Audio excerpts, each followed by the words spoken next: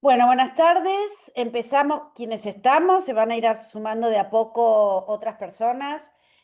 Muchas gracias por sumarse. Bueno, vemos que somos todas femeninas, como dicen Ujú. las fuerzas. Bueno, muchísimas gracias por sumarse. Mi nombre es Alejandra Sánchez Cabezas. Yo soy la presidenta de la Asociación Argentina de Salud Pública. Para quienes no conocen a la asociación es una sociedad científica, pero como es salud pública, tiene características particulares que nos hacen diferentes, que nos hacen pensar en las fuerzas que van conformando, delineando y definiendo los sentidos y los haceres en cualquier sociedad y que impactan en los cuerpos de las personas, y ya estamos nosotros y nosotras tratando de ver cómo es esto. Desde el año pasado, exactamente, habíamos hecho alguno, pero exactamente después del recontra ultra super decreto 70-2023, hicimos nuestro primer webinario, o el primero de esta serie, que además ahí también Natalia me estuvo dando una mano, vos no sé si te acordás, pero en Mucho. organizarlo, en pensarlo, que fue súper importante tu apoyo. Y a partir de ahí nos dimos cuenta que era muy importante sostener este.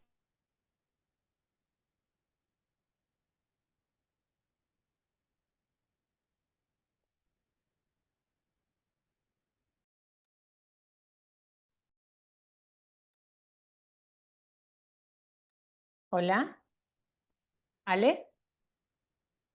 Creo que se le cortó. Hola, porque Hola, veo, el resto tenemos las cámaras y Sí, quedó congelada. ¿Cómo ¿a mí estás? me Buenas escuchan? tardes. Hola. Sí, Ah, entonces perfecto. sí, está, Nat, está, sí. está por entrar, seguramente.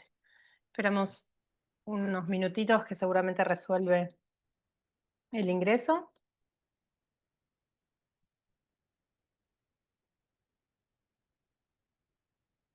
Bueno, se notaron personas de todas las provincias. Ah, quedé de anfitriona, así que bueno, ahí en un ratito iniciamos. Esperamos que se sumen más personas. Ale estaba haciendo la presentación formal.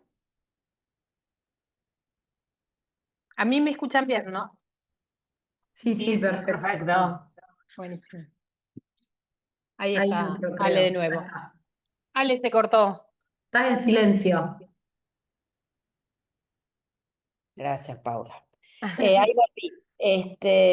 Bueno, ahí veo que entraron más amigos y amigas. Les contaba, no sé dónde me quedé, porque de repente vi que todo el mundo me miraba muy atentamente. En Cuando el vi que decreto, en el nadie decreto. reaccionaba, dije, acá está pasando otra cosa. Bueno, entonces hicimos ese webinario en el verano todavía, y ahí nos dimos cuenta que necesitábamos sostener un espacio de conversación, un espacio donde detenernos a pensar. Digo, es una herramienta fenomenal esto de gritarnos todo el tiempo y sorprendernos todo el tiempo, y estamos.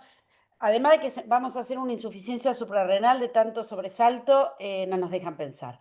Entonces, sostenemos este espacio a como dé lugar, por lo menos para seguir construyendo un poco de sosiego y además seguir viendo que sí que hay cosas que se hacen, sí que hay cosas que se siguen construyendo, que no es cierto que está todo roto y que somos muchas las personas que seguimos trabajando. Así que bueno, esto desde la Asociación Argentina de Salud Pública. Bueno, Natalia, muchísimas gracias por sumarse. Natalia es abogada.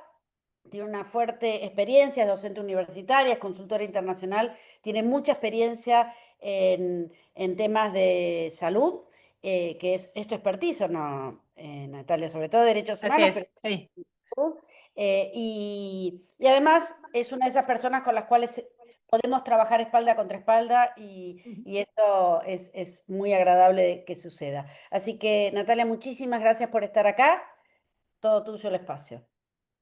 Bueno, gracias, Ale. Bueno, gracias a todos y todas. Y bueno, y celebro siempre estos espacios, pues son espacios también necesarios, espacios de reflexión que son necesarios tener para justamente no solamente hacer, usar de nuevas tecnologías, sino pensar qué estamos haciendo, qué estamos comprometiendo en cada paso que estamos dando. Así que, bueno, gracias. Lo que sí me parece importante, invito, digamos, un poco a la lectura. no solo ahora les voy a mostrar, pero hay mucho producido en materia de inteligencia artificial. Nosotros desde el Observatorio de Justicia Sanitaria y Climática, que ahí está Pau, bueno, después se van a conectar seguramente otras integrantes del observatorio, investigamos y sobre todo tenemos muchas preguntas siempre de por qué suceden las cosas, qué estamos haciéndolo bien, hacia dónde vamos. Bueno, preguntas desde filosóficas y espirituales hasta preguntas que tienen que ver con cómo estamos trabajando, ¿no? Y tanto en el ámbito del acceso a la justicia, del acceso a los derechos de la salud, que es como nuestro campo de expertise, veíamos que se estaba utilizando muchísima inteligencia artificial, que ya es un hecho, ya está, y que circulaban ciertos discursos que en esta charla me gustaría también un poco algunos desmitificarlos y otros que también profundizarlo, ¿no? Profundizar el análisis. Bueno, ahí veo gente del sur conectada que tienen algunos avances importantes, Raúl. Bueno, vamos a ver que la presentación en general, lo que quiero, y como es también un tema nuevo, que no sea solamente expositivo, sino que también puedan hacer preguntas. No molestan las preguntas, al contrario, nosotros nos vivimos preguntando mucho. Y como les decía, no vengo del campo de la tecnología, pero sí estoy en laboratorios de innovación, trabajamos con investigadoras de Fiocruz, trabajamos en un ecosistema también que está impulsando medidas de innovación, pero siempre con una perspectiva jurídica, legal y ética. Aunque la ética ahora se está usando también como una palabra, un significante vacío y me preocupa un poco también, pero sí trabajamos con otros laboratorios de innovación de políticas públicas para pensar cómo hacer accesibles los derechos, cómo hacer para achicar, si estamos en el campo de la justicia, las barreras económicas, geográficas, simbólicas. Dentro de las simbólicas veíamos que una gran barrera también se produce por el lenguaje, entonces también hay un grupo que trabaja el lenguaje claro, un grupo que trabaja en la adecuación de los contenidos teniendo una perspectiva de interculturalidad.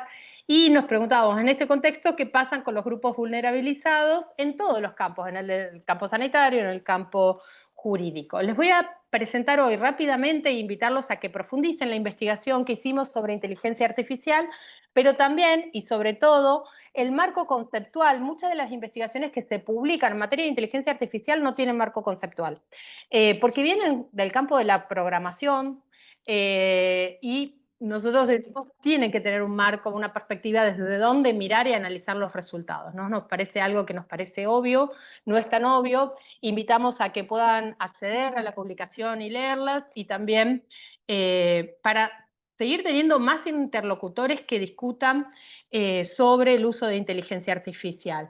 ¿Por qué con el poder y con el cuidado? Bueno, les vamos a ir contando algunos, digo les vamos porque van a participar también algunos integrantes del observatorio. Les queremos mostrar esa trama que no siempre está explícita sobre cómo pensar la inteligencia artificial en contextos estructuralmente desiguales.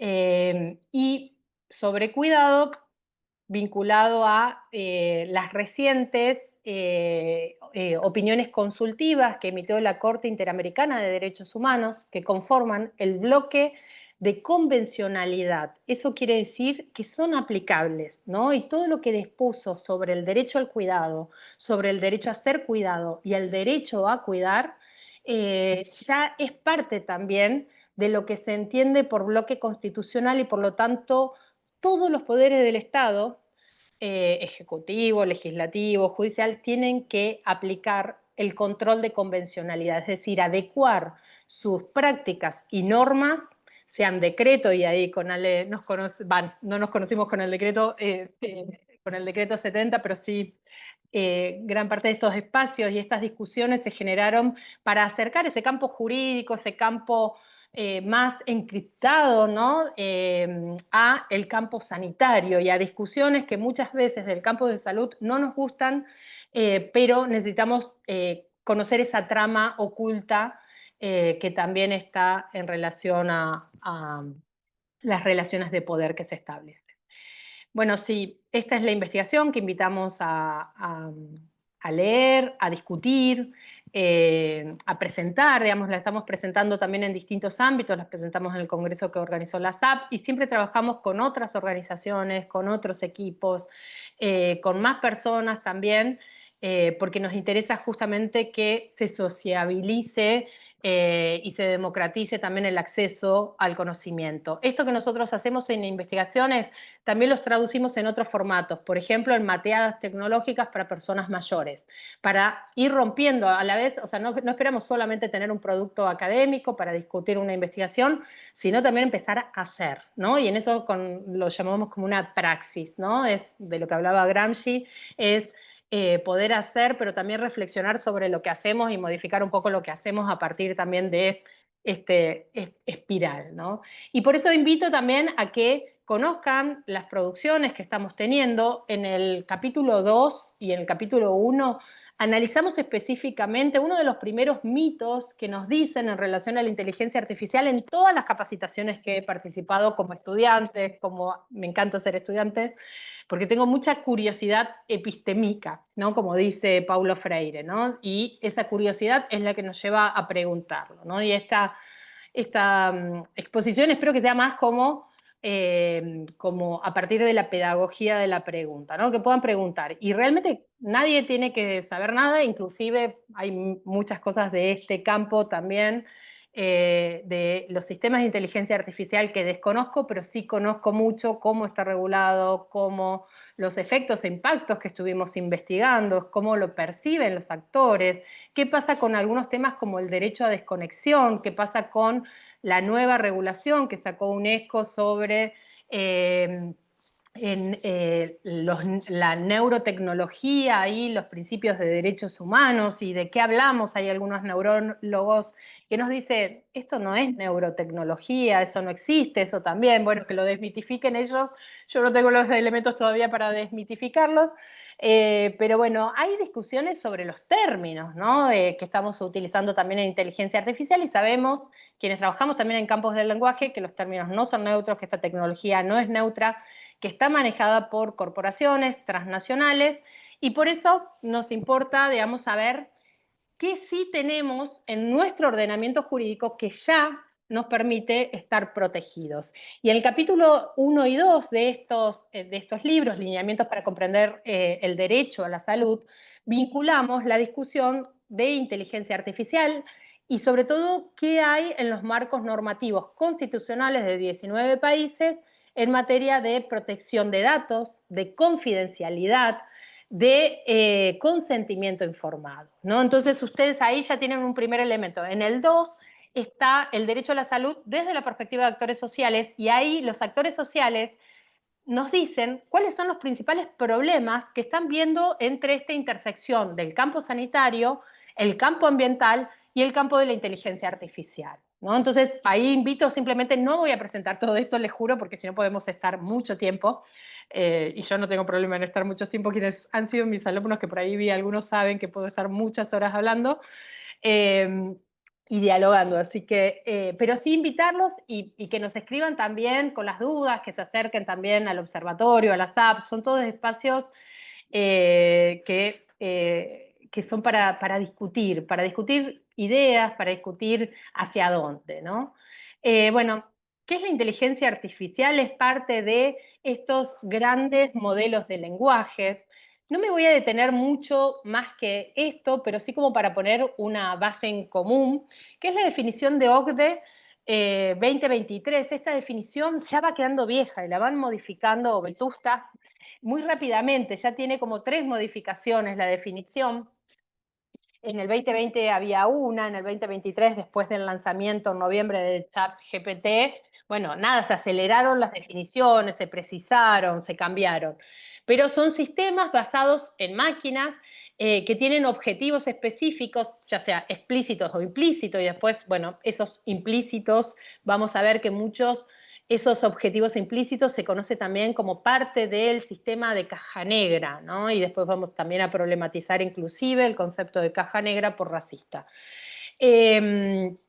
y que se infiere a partir de entradas, de ciertas entradas, van a poder tener salidas, ¿no? Como predicciones, contenidos. Pero lo que está haciendo inteligencia artificial es decidir con bastante grado de certeza, pero no deja de ser una predicción o una probabilidad para generar un cierto resultado a partir de un estímulo, digamos, de entrada o de una instrucción que también lo podemos denominar prompts. Vamos a ver algunos conceptos después básicos como para poder entender qué es un algoritmo, qué es, para cuando hablemos de transparencia algorítmica también sepamos de qué estamos hablando, y que también todo esto se puede explicar de una manera como muy sencilla y muy coloquial, que es lo mismo que si tenemos una receta de cocina, ¿no? La receta de cocina viene a ser ese algoritmo que con ciertos ingredientes, si esos ingredientes son buenos, posiblemente, y según nuestra destreza también, el resultado sea más o menos parecido a lo que queríamos. Si queríamos en una receta de cocina hacer una torta con ingredientes buenos, ahora, si esos ingredientes están vencidos, no sabemos de dónde salen, no sabemos la procedencia, bueno, posiblemente el resultado no siempre es explicable, que eso es un campo también de investigación propio de la inteligencia artificial, que es la explicabilidad de la inteligencia artificial. Que no me voy a detener mucho. Algunos de los modelos más utilizados en la encuesta que nosotros hicimos tenían que ver con ChatGPT, Gemini, Notebook, KLM, que se los recomiendo, y después si quieren podemos hacer una clase específica para saber usarlo, y algunos de estos que podemos usarlos para usarlos bien, ¿no? Porque hay cosas muy feas hechas con inteligencia artificial, como esta mano es hecha con inteligencia artificial. Este cuadro es simplemente, nosotros tenemos un contexto o un entorno digital que es mediado, digamos, por máquinas, va a haber datos de entrada y a partir de algoritmos que son una secuencia de instrucciones, vamos a obtener un resultado, ¿no? Ese resultado es el resultado que no siempre es explicable y predecible y que genera muchas veces el resultado tiene errores. Hay veces que uno fácilmente se da cuenta de un error porque puede ser que la frase esté incompleta, o uno se da cuenta del error porque dijo cualquier cosa, como a Paula, que le dijo que el Papa estaba vivo y le discutía que el Papa estaba vivo, eh, o, o puede dar alucinaciones, que esas son las más riesgosas, y esas, por eso siempre decimos, bueno, la utilización con control y revisión humana, ¿no? ¿Y qué es lo que vamos a darle también como datos de entrada? Y una parte muy importante, y esta es la que no se conoce, es cómo fue el entrenamiento, ¿no? Esta es la parte más compleja de inteligencia artificial, y es la parte más, para las personas que utilizamos, que somos usuarios, digamos, de los sistemas de inteligencia artificial, es la más difícil de entender también, ¿no? Pero tenemos que tratar de meternos en estos campos para poder ver, por ejemplo, un punto muy interesante son los sesgos de género, los prejuicios de género se generan, hay todo un círculo de los sesgos, de cómo operan, pero gran parte de ellos tienen que ver con el entrenamiento, ¿no? Y eso va a direccionar el resultado. La calidad no es lo mismo que tome toda una biblioteca de libros basados en una perspectiva de género o una perspectiva progresista o una perspectiva de izquierda, que si toma una biblioteca de derecha, ¿no? La respuesta va a ser diferente, y si quienes entrenan tienen su propia ideología de derecha, si tienen el resultado, igualmente, y también por suerte, hay una cierta aleatoriedad que todavía hay un espacio que no se puede explicar, ¿no? Y eso, en el marco conceptual que utilizamos, los invito a que profundicen en cada uno de esos textos, en particular, digamos, si quieren arrancar con alguno, arranquen con Tecnofeudalismo, que lo explica clarísimo, muy fácil y muy coloquial, ¿no? Así que es de fácil comprensión. Acá estas definiciones que les decía, como después vamos a retomar todo esto, es importante tratar de ahora pensar que son este conjunto finito y ordenado de instrucciones. Por eso les digo, si ustedes ponen algoritmo igual a receta, y eso les sirve a ustedes, o de una guía, bueno, es lo mismo, es eso que está pasando en la caja negra, que no lo podemos conocer, ¿no? Y es lo que no quieren transparentar muchísimas de las corporaciones, ¿no? Por eso también se habla de generar, Colombia está trabajando en este momento en una normativa donde haya algoritmos públicos, generados, públicos en doble sentido, con responsabilidad del Estado en la generación de esos algoritmos, es decir, nos dice cómo es la receta y además transparenta cómo es esa receta, ¿no? Y no es menor este tema, porque esto tiene que ver con la soberanía digital, digamos, con los aspectos macros de los impactos de inteligencia artificial. Y luego tenemos un prompt. Esto es lo que nosotros como usuarios generalmente utilizamos, ¿no?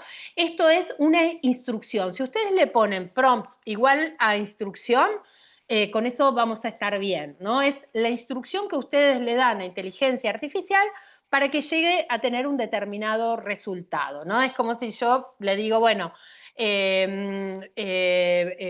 mejora la redacción de este párrafo sin cambiar lo sustancial, y hazlo como un experto en lingüística. Bueno, nada. O como un técnico, uno le tiene que dar un contexto al prompt, la indicación tiene que ser clara, concisa, muy corta, y uno, o simplemente le dice mejora la redacción y ya te la mejora.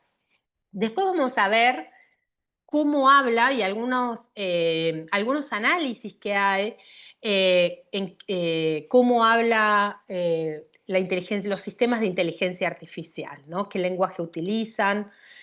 Y esta es la pregunta, ¿no? que cuando estábamos investigando, cuando hicimos la investigación sobre los usos de la inteligencia artificial, analizamos esto, ¿no? Cómo pensar la inteligencia artificial en contextos estructuralmente desiguales. Como sabemos también, estos contextos estructuralmente desiguales, nosotros ya en Argentina tenemos una gran brecha digital, es decir, de personas que no solamente no manejan, no conocen sobre inteligencia artificial, sino que no acceden a tecnologías de la información y comunicación. Eso ya fue un punto crítico durante la pandemia, ¿no? Cómo comunicar, cómo se acentuó para los grupos vulnerabilizados, desde acceder a la telemedicina como acceder a ámbitos educativos, ¿no? Tanto primario, secundario, terciario, ¿no? Entonces, esa brecha digital con la tecnología de la información, con los sistemas de inteligencia artificial, también viene a profundizarse, ¿no? Porque también es costoso y vamos a ver los distintos costos y los distintos impactos que tiene inteligencia artificial. Esto es lo que Bauman llama, por un lado, ricos globalizados y pobres localizados, ¿no? Esto es Villa Inflamable Argentina, provincia de Buenos Aires, y solamente lo separa una partecita del riachuelo que termina en el Río de la Plata, y vemos esta situación, ¿no? Y esto es la situación de hoy y también del acceso a no solamente los derechos digitales o lo que es justicia, el campo de la justicia digital, sino el campo de todos los derechos económicos, sociales, culturales y ambientales que se encuentran vulnerados.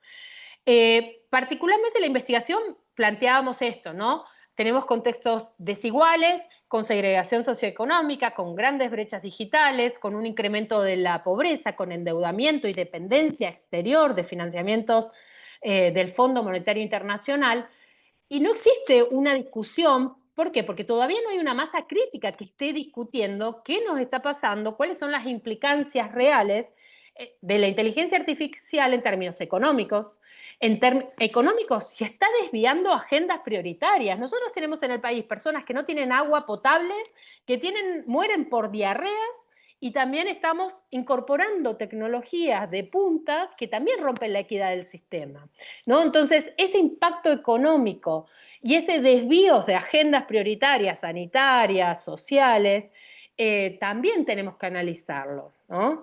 Y tiene que ser un amplio consenso también de lo que queremos hacer en una sociedad democrática. ¿Cuáles son las implicancias sociales?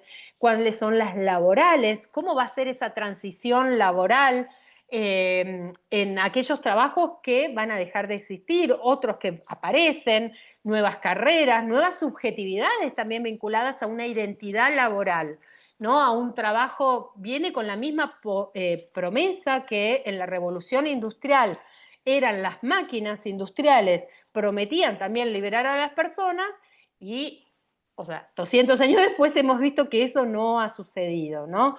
Entonces, bueno, por eso también es importante participar de estas discusiones, ¿no? Anotarse, hablar, tomar la palabra en estos temas, porque todos tenemos una perspectiva local situada de cómo hay muchísimos de los, veo muchas caras de sanitaristas, después me dicen, o que están en el campo sanitario, ni siquiera podemos resolver todavía la historia clínica digital. Todavía no podemos lograr que identifique identidades no binarias, ¿no? O sea, es mujer, varón, el siguiente casillero no está. Digo, es como que tenemos todavía problemas básicos de reconocimiento de identidades sexogenéricas y viene una nueva tecnología, ¿no? ¿Y qué pasa con datos confidenciales? Eso es lo que nos preocupaba muchísimo. Todo el mundo está utilizando, poniendo datos de niños, niñas, adolescentes en inteligencia artificial. Está también poniendo datos que están protegidos por leyes especiales como la de VIH-Sida. Están poniendo datos en versiones gratuitas. Es decir, que el Estado no tiene ningún tipo de control y que no tiene ningún protocolo, que solamente se rige por los términos de contratación de la empresa, y estas empresas son corporaciones transnacionales que ni siquiera se rigen por nuestro propio ordenamiento jurídico. Bueno, imagínense la cantidad de preguntas que nos hicimos en el grupo de investigación vinculados a esto, cuáles son los impactos ambientales. Algunos, y se conocen muy pocos, y hay otros más que de la investigación que hicimos, invitamos también a que surjan nuevas líneas de investigación, porque dejamos abierto un montón de campos para seguir investigando. Por ejemplo, investigar en profundidad los impactos ambientales, los impactos en la gestión sanitaria, ¿no? ¿Cómo es esta incorporación de tecnologías nuevas en cada uno de los organismos? Porque realmente es muy dispar y eso también es un problema, ¿no? La falta de protocolos o la falta de normas específicas de cómo actuar, cómo utilizar, cómo no utilizar la inteligencia artificial. Ya hay normativa, como les decía, en nuestra Constitución, que en materia de salud, de protección de datos, de seguridad, de confidencialidad, de derecho a la intimidad, a la dignidad, están clarísimas. Tienen jerarquía por sobre cualquier otro derecho, tienen jerarquía superior, incluso hay tratados que protegen la dignidad, la autonomía, la libertad y la salud de las personas, ¿no? Y tienen un mecanismo supranacional de protección. Así que, bueno, todos estos, ¿cuáles son también? Y eso, los impactos epistémicos que tiene la inteligencia artificial. Hay un cambio muy grande en el lenguaje, en el sujeto hablado y en el sujeto hablante, ¿no? Y eso les traje ahí también unos análisis que hacen otras personas sobre, decimos que la inteligencia artificial habla con un lenguaje humano, pero ¿cuál es el humano con el que habla esa inteligencia, ¿no? ¿Es hombre? ¿Es universitario? Le podemos decir, bueno, habla como una mujer con perspectiva feminista. Ahora, si está entrenado con datos que siguen teniendo sesgos, ni siquiera va a saber de qué le estamos hablando, ¿no? Va a tener una imposibilidad o incapacidad de hacerlo, ¿no? Y aparte ese sujeto universal, esa uniformidad lingüística, ¿qué pasa con los pueblos indígenas? Ahí también integrantes del equipo que trabajan con poblaciones indígenas, qué pasa con niños y niñas, bueno, qué impactos. Todo esto es simplemente desde donde partimos y fuimos analizando. Uno de los grandes problemas, y que nosotros también nos encontramos participando de un proceso que tiene que ver con la campaña de empresas transnacionales y derechos humanos. Y eso, quien está en salud, quien está en cualquiera de los ámbitos en justicia, tenemos que participar de esa discusión global, porque se está discutiendo un tratado que lo que trata es entre otras cosas, sobre la debida diligencia, pero también en el caso de que generen daño las empresas, reparen, ¿no? Y hay un montón de mecanismos por el cual las empresas logran no tener responsabilidad. Una son las cadenas de empresas, ¿no? Las cadenas de producción que terminan, hay empresas subsidiarias, hay empresas, y nunca llegamos a la empresa transnacional. Entonces es necesario poder normatizar todo eso. ¿Para qué? Para evitar esa captura corporativa del Estado. El Estado termina estando en el entramado empresarial. Y ahí en la investigación analizamos, no me voy a detener en ellos, porque algunas cuestiones son como muy técnicas vinculadas, por ejemplo, la captura corporativa del Estado es un aspecto vinculado, que es muy importante para el Estado y que está vinculado, por ejemplo, con las articulaciones públicos-privadas. Generalmente, las empresas de innovación quieren tener también un marco normativo especial para la innovación. ¿Y eso qué quiere decir? Que se colocan en los márgenes legales. Posiblemente no es una actividad ilegal lo que están haciendo, ni la forma de contratar con el Estado, pero están en los márgenes porque se salen de la ley de contrataciones públicas, se salen también de las leyes laborales, se salen de toda la normativa que constituye el esqueleto. Hay veces que tenemos también presidentes que se salen de la norma, ¿no? Eso más lo van a hacer las empresas, pero es importante ver que necesitamos normas que puedan articular y que puedan también, en caso, prevenir el daño y en caso de que exista daño, también poder abordarlo, ¿no?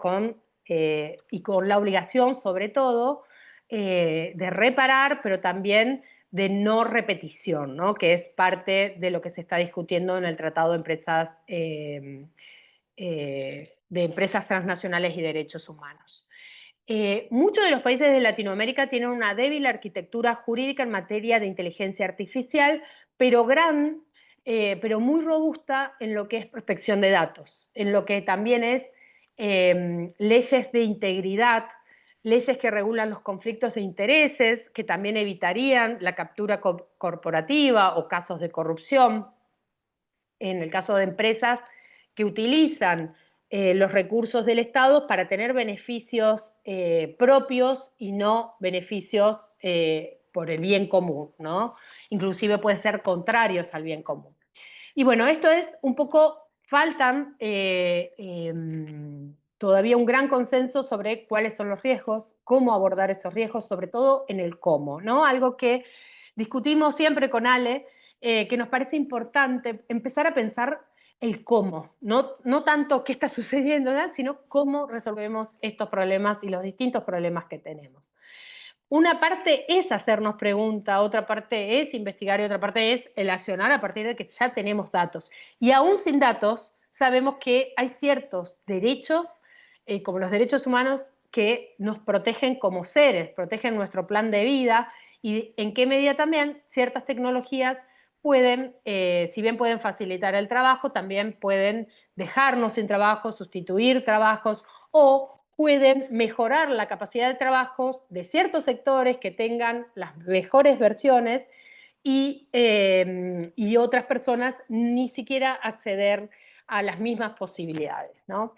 Esto es lo que los invito, simplemente la revisión de literatura que hicimos fue muy exhaustiva, trabajamos con el marco conceptual del colonialismo de datos, porque hoy el colonialismo se expresa a través de los datos primarios que tiene el Estado, de seguridad social, de ANSES, de salud, son datos súper codiciados en el ecosistema digital, porque son datos primarios. Hay una investigación, y les voy a mostrar eso también. ChatGPT cuando se lanzó tenía un 25% de errores y alucinaciones. Cada año, a 2 años, ahora eso ya llegó al 37% de errores y alucinaciones. ¿Y por qué? Porque trabajan con datos sintéticos, esto es dato de dato, ¿no? Ya son datos generados por la propia inteligencia artificial o por sistemas de inteligencia artificial que se utilizan para volver a alimentar el sistema, a volver a entrenar, y eso da error.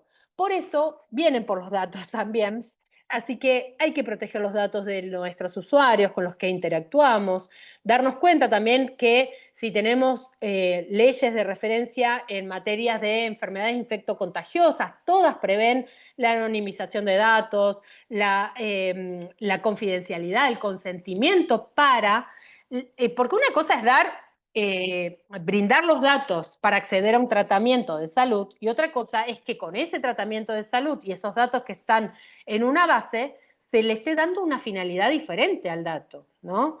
Tiene que ser el consentimiento para la finalidad, tiene que ser específico para la finalidad con la que se va a trabajar o entrenar inteligencia artificial.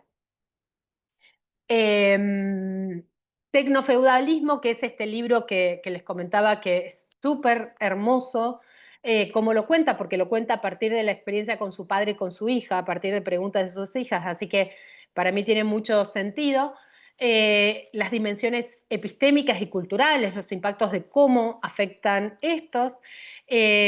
Bueno, ahí les dejo un montón de todo el campo de la explicabilidad. Si ustedes pueden justamente tomar esos autores y continuar la lectura es súper relevante. ¿Por qué? Porque ahí se van a ver el gran problema que tenemos, que aun cuando inteligencia artificial estaba pensada para cierta finalidad, y le cuento un ejemplo muy simple, pero que fue real. Por ejemplo, en la inteligencia artificial, PIC, no sé si ubican, era un sistema de inteligencia artificial que estaba hecho para reconocer fotografías, ¿no? Uno ponía, quiero buscar una manzana y te traía todas las fotos de manzanas. Google, cuando uno pone una foto similar, te trae todas las que son parecidas. Eso se maneja con ese sistema de inteligencia artificial que estaba previsto para detectar imágenes. Resulta que después inteligencia artificial, y no lo pueden explicar, comenzó a leer la palabra manzana. Y eso es un problemón, eso que parece simple, que te traiga todas las... no sé si vieron algunos teléfonos, los iPhone, uno pone una palabra y te aparece tanto el animal como la palabra. Y eso es un error de inteligencia artificial, que uno lo puede usar y lo usa bien, y digo, no hay problema, pero si uno está en un aeropuerto y uno pone bomba y te aparece la palabra bomba o te aparece la bomba, o sea, es totalmente diferente, ¿no?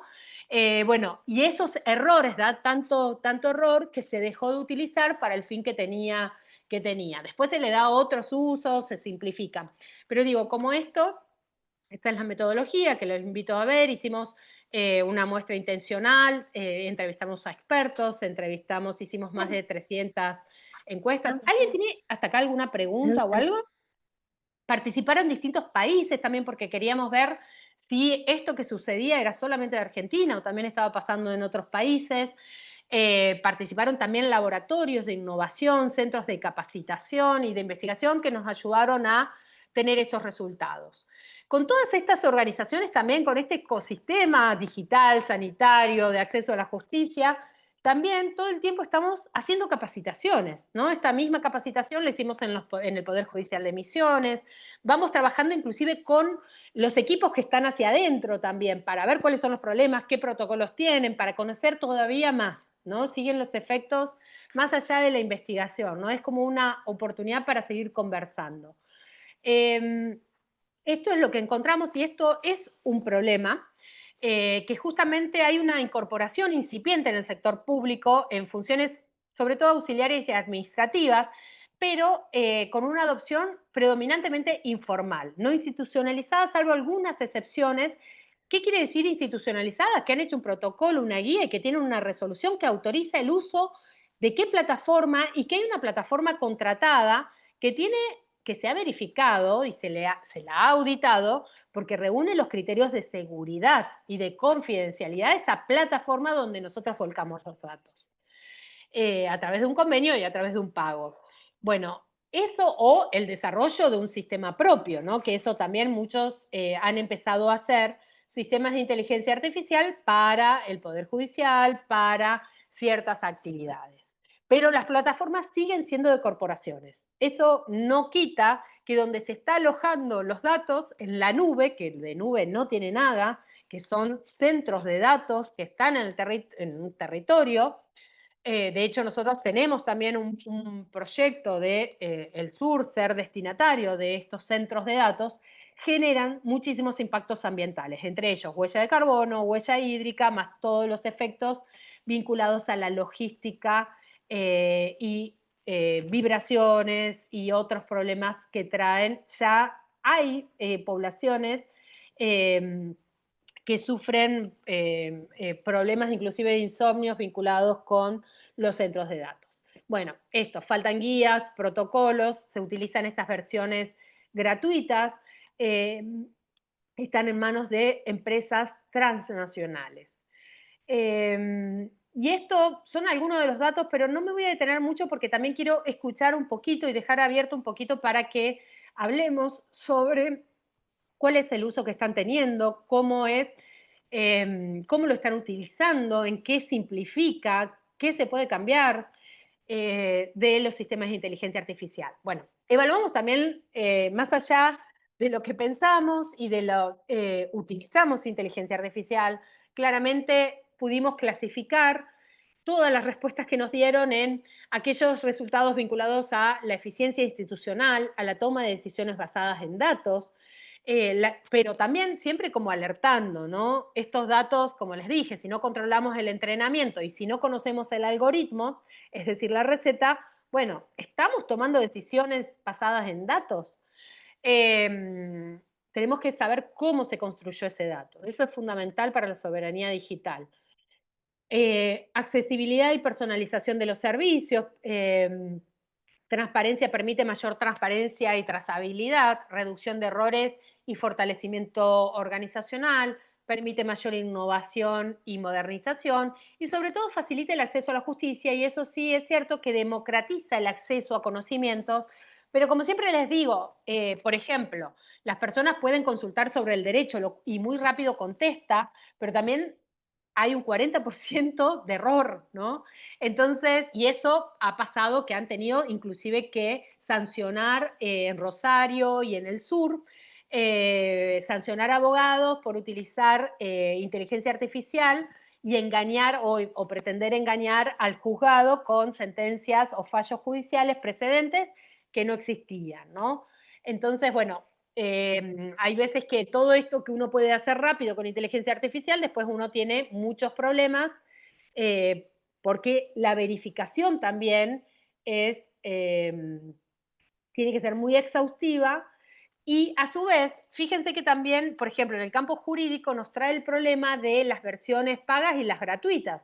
Las pagas tienen menos errores porque están mejor entrenadas, tienen otras respuestas mejores, y eso nos coloca en diferencia, por ejemplo, en un estudio jurídico chico y un estudio jurídico de las megas corporaciones. Y eso lo mismo en el campo sanitario, ¿no? Bueno, en el acceso a la justicia hay una democratización, pero una de las cosas que dice ChatGPT, Gemini, Cloud, Copilot, es los términos de la política institucional prohíbe el asesoramiento psicológico, el asesoramiento en salud, la asistencia en salud y el asesoramiento legal y financiero. Sin embargo, hemos hecho pruebas con personas mayores, todos con los dispositivos, y nos asesoró, ¿no? O sea, que diga que está prohibido en los términos de contratación o en sus políticas institucionales, no implica que no lo haga. Y de hecho, en Estados Unidos hubo un suicidio de una persona inducido por ChatGPT, que eso está ahora en la justicia, ¿no? De hecho, hasta manipuló que no deje una nota para despedirse. Bueno, todo eso se está ahora debatiendo, es muy rápido, ¿no? El año pasado nosotros monitoreamos desde el observatorio todas las sentencias judiciales y queríamos ver cuál dice algo sobre el uso de inteligencia artificial. Hay una discusión en el campo de los programadores, en general, la gente que viene más del campo de la tecnología te dice que no es necesario explicitar que estás utilizando inteligencia artificial. Desde por ejemplo, en un proceso judicial o desde el campo sanitario, no es lo mismo un diagnóstico clínico hecho por un médico. Es como, bueno, renunciar a nuestra expertise, renunciar a nuestra ética, renunciar a nuestra responsabilidad, ¿no? Entonces, hay que explicitar. Y explicitar, ¿y para qué se utilizó? ¿No? Lo mismo en la investigación, lo mismo no es lo mismo, no sé, armar un marco normativo con las normas que uno ya identificó y decir, ponémelo en una tabla, o mejorar la redacción, o ponémelo en orden alfabético, o hacemos una línea de tiempo, que decirle, bueno, construime la investigación de cero, ¿no? Porque la cantidad de errores que va a tener va a ser muy grande. Y aparte hay formas de escribir que son que ya las identificamos también quienes tenemos mucha lectura de IA. Bueno, esto, la IA para la autonomía, ¿no? Y acá también se arma siempre, tenemos que pensar la IA, por ejemplo, el campo de discapacidad, hay casas inteligentes, hay dispositivos también, anteojos, por ejemplo, que están hechos con IA también, para usos terapéuticos y usos no terapéuticos, ¿no? El tema, de nuevo, es la equidad en salud, la equidad en las prestaciones. O sea, hay un fallo que para mí me resulta muy relevante, que es, si todas las personas, o sea, para discernir si una prestación puede asegurarse a una persona, hay que discernir si todos los que están en ese colectivo pueden acceder a esa tecnología. Porque si no, esa tecnología puede ser inocua, puede ser muy beneficiosa, pero no es equitativa, ¿no? Porque si no, sabemos que quizás quien judicializa solamente es un perfil que ya accede a ciertos derechos, y entonces algunas personas van a tener todos sus derechos garantizados en desigualdad a otras personas, ¿no? Por eso también la mirada sistémica, la mirada integral de las tecnologías es necesaria. Eso es algo que siempre invitamos, ¿no? Que uno pueda integrar el campo ético, el campo de la estética y el campo de la justicia a nuestro propio campo disciplinar, ¿no? Lo bello, lo bueno, lo justo, volviendo a las clases de filosofía que tuvimos en la secundaria o en las carreras, es necesario más que nunca integrarlo, ¿no? Y volver a cuestiones como más básicas, ¿no? Yo vuelvo a leer cada vez más, no sé, Paulo Freire, ¿no? Esta curiosidad epistemológica, esta pluralidad, esta diversidad, esto, mucho de lo que los resultados de IA hacen una respuesta uniforme, una respuesta que no da cuenta de esa diversidad. Y ahí ya también tenemos otro problema. Diversidad de género, etaria, de trayectorias laborales, de trayectorias. Podemos especificar, podemos aprender a hacer mejores prompts, pero no accedemos al entrenamiento. Entonces, invitamos, sobre todo también mujeres, las programadoras no son mujeres, el campo de la tecnología está muy poco. Entonces, a mí me parece muy importante que nos animemos. O sea, yo me metí a investigar un campo que no era propio, el de la tecnología, pero que tenía mucho impacto en todos los campos que conozco. Entonces, animémonos, o sea, y como les digo también en el Poder Judicial cuando capacito, no sé si las normas que vienen de afuera son mejores. Todos están hablando, y les puedo dar 1000 ejemplos de por qué no. Todos están hablando del enfoque ético de la inteligencia artificial. No, hagamos un enfoque jurídico. O sea, ¿qué quiere decir con enfoque ético? ¿Que lo cumplís o no lo cumplís y no hay consecuencias? O sea, o bueno, tu moral te dirá cuál es la consecuencia, ¿no? Y eso no quiero. O sea, yo quiero que sea claro que si algo genera daño, que si algo es riesgoso, no se puede usar o tenga todos los reparos para usarse, ¿no? Eso es, al menos desde mi perspectiva, soy muy normativista, muy estatista, muy de lo público, muy defensa de la institución, porque también es lo que nos sostiene,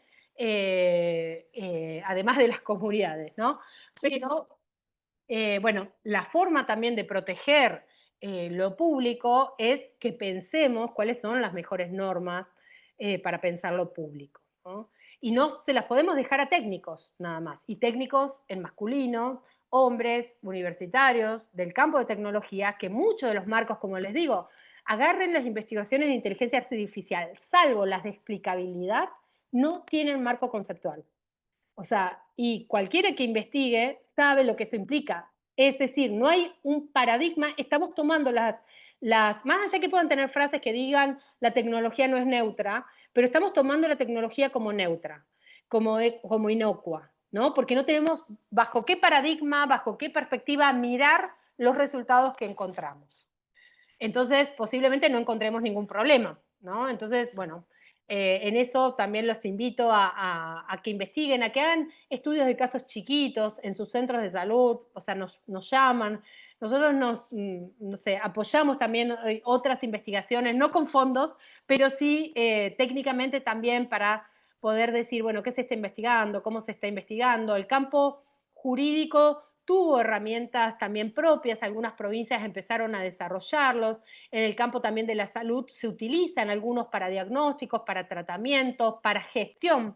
Y eso también es una muy buena herramienta para gestionar los tableros de indicadores.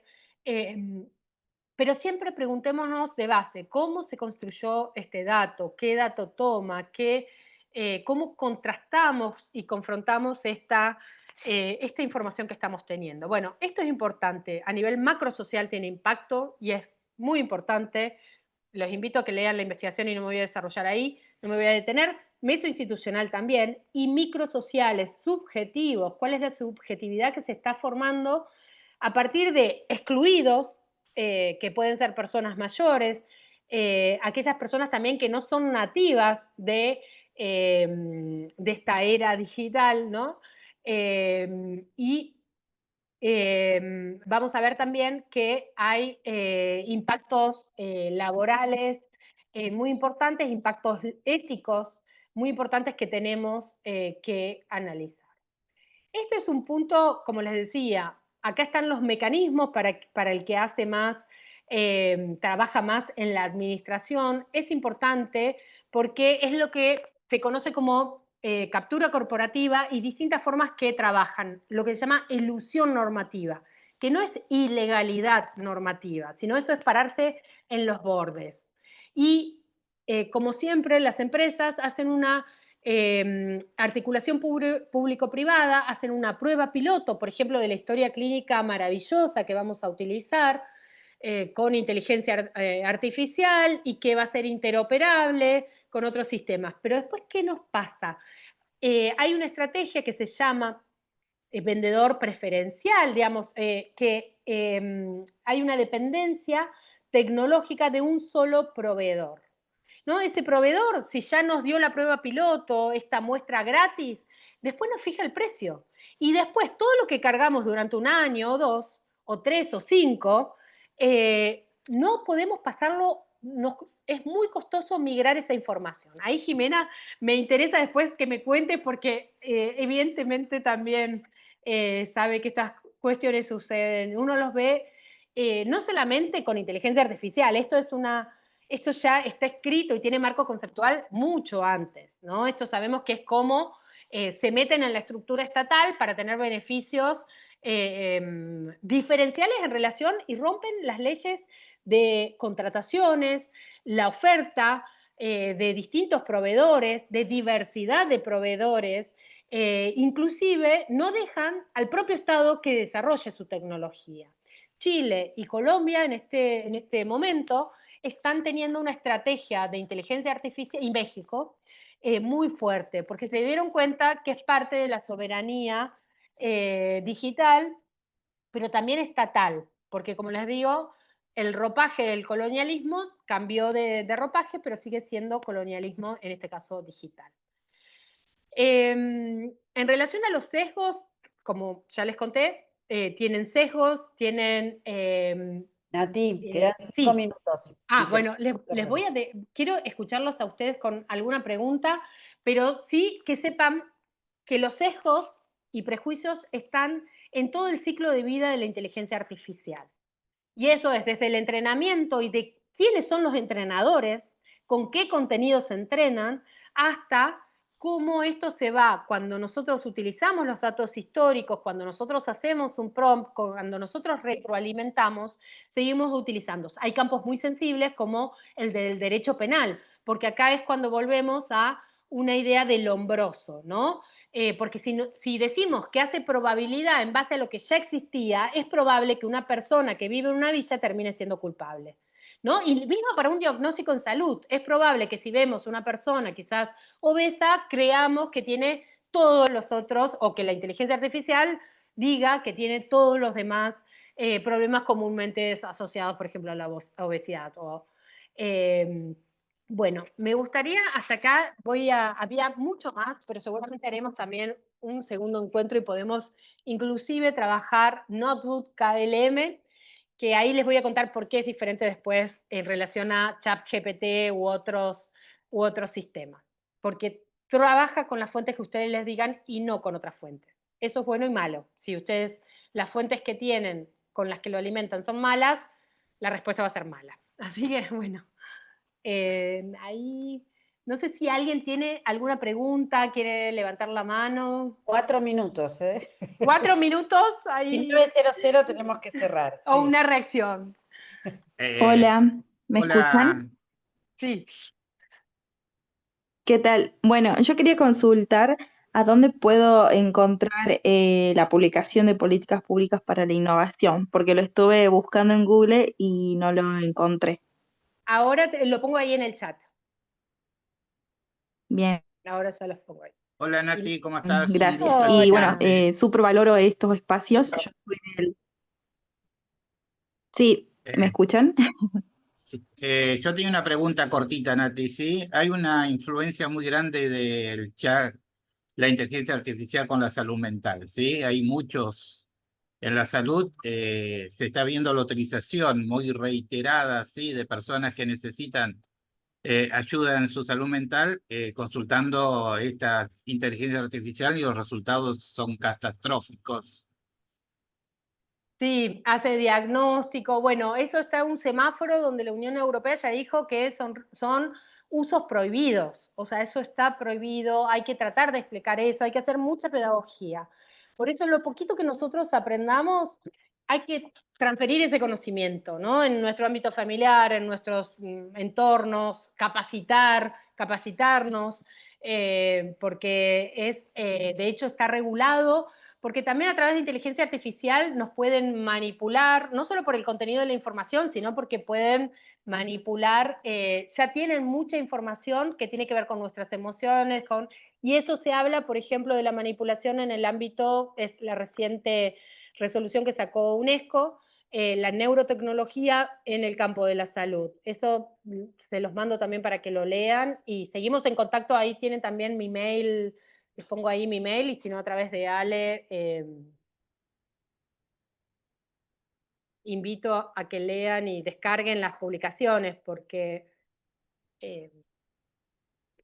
Ahí, en estos 2 minutitos que quedan, bueno, agradecerte muchísimo, Natalia, por este espacio de conversación y de debate. Este video va a quedar subido a la página de la Asociación Argentina de Salud Pública. Pueden entrar ahí, están todos los webinarios. Al principio de este año hubo un webinario de Miguel Benazayaga, quien seguramente lo has leído.